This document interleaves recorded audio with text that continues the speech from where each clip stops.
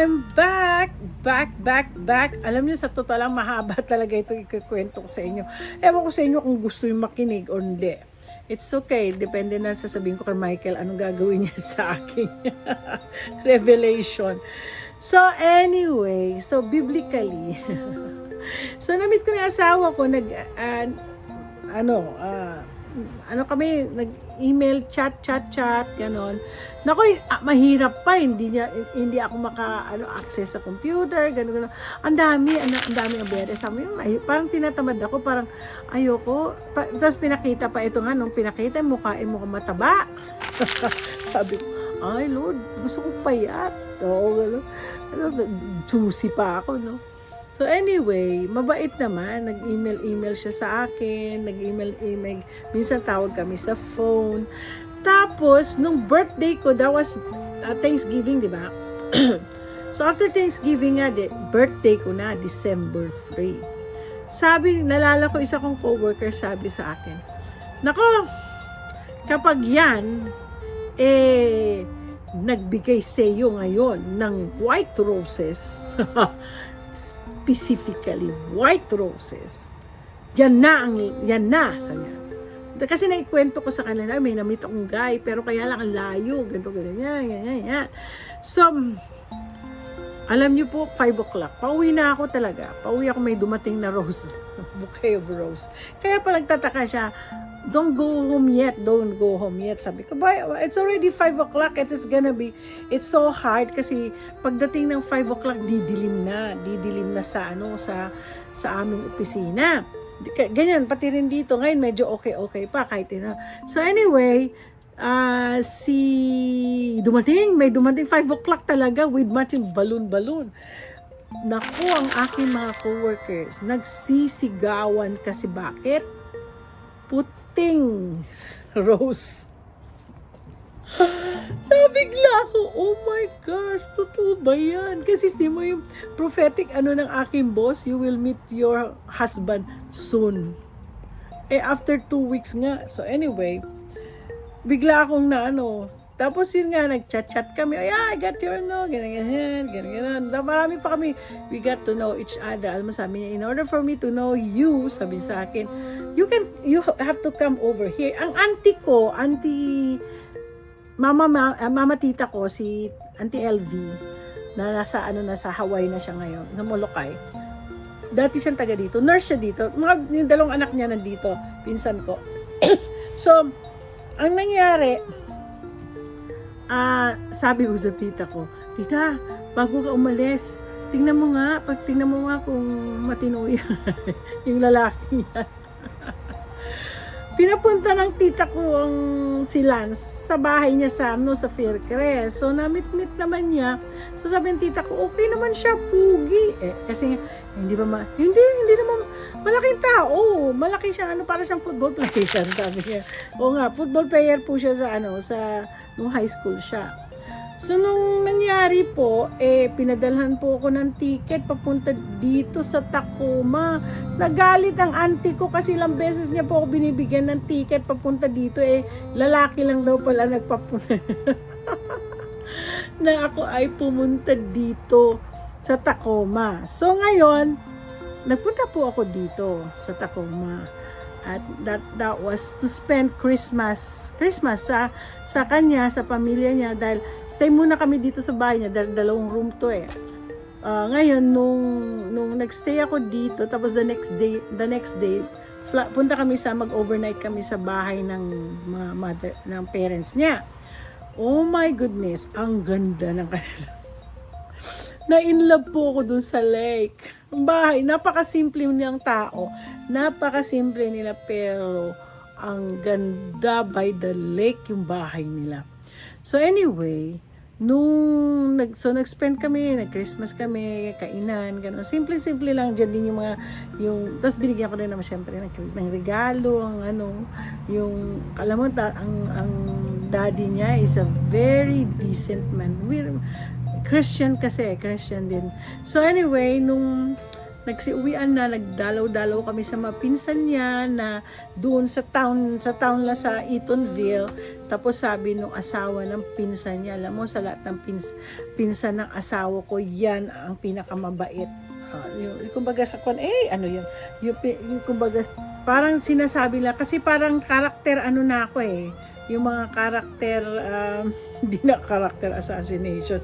Ano yun, yung mga characters na ng mga nilans, sinasabi. Tapos, halos 2 nights nga pala kami doon. Kasi the next day, nagpunta naman kami sa lola niya.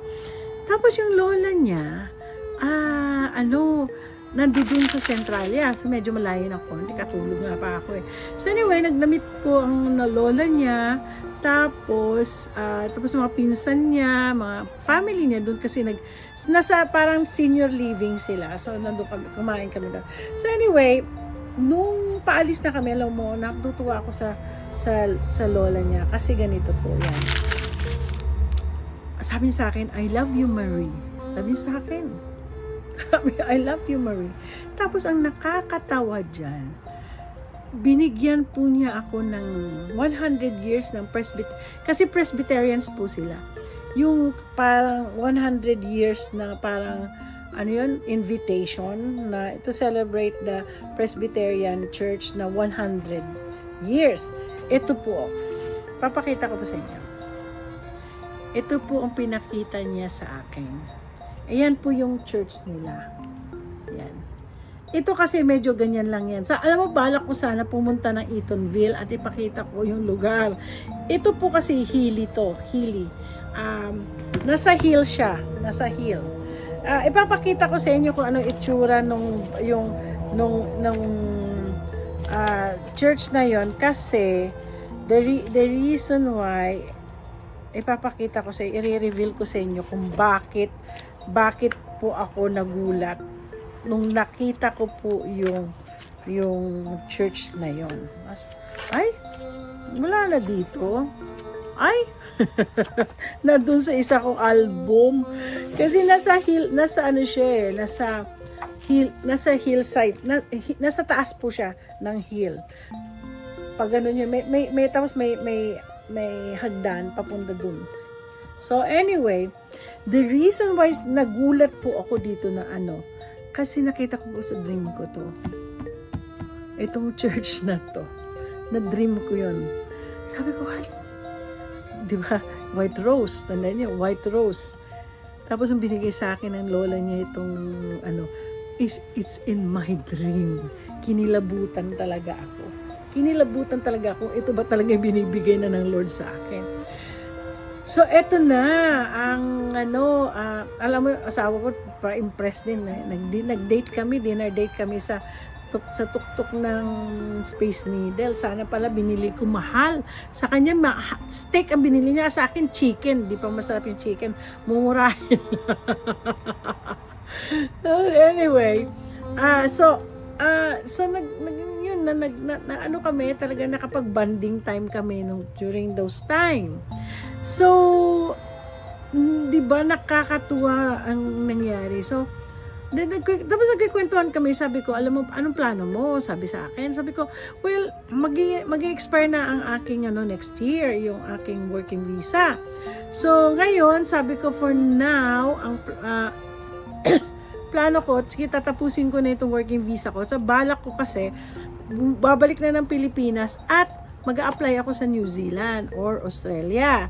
Yun ang next na ko. Kasi opening, doon marami taga PLDT po kami sa New Zealand at saka sa Australia. So, ang nangyari,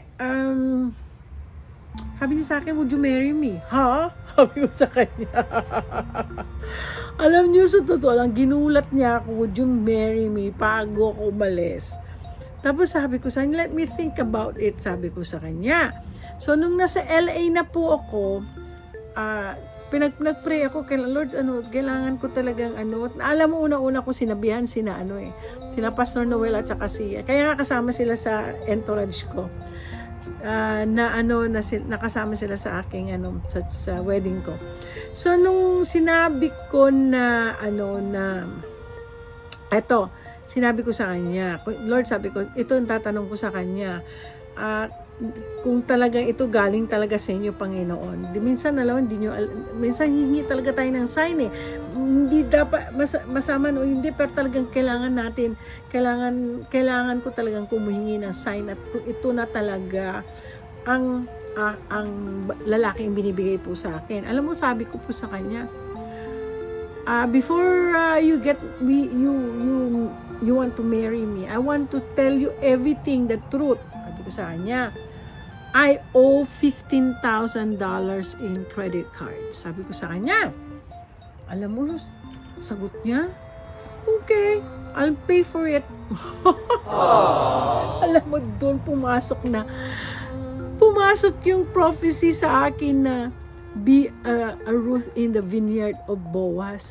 Kasi di po, alam niyo po, pag nabasa niyo yung book yung storya ni Ruth at saka ni Boaz, ito yung mga grandparents na to, dito yung nasa lineage na ni Jesus Christ, ni na Joseph, no? Alam niyo po yung si Boaz, isang mayaman mayaman na master. Okay. Si Ruth si Ruth nagtatrabaho po siya sa vineyard niya.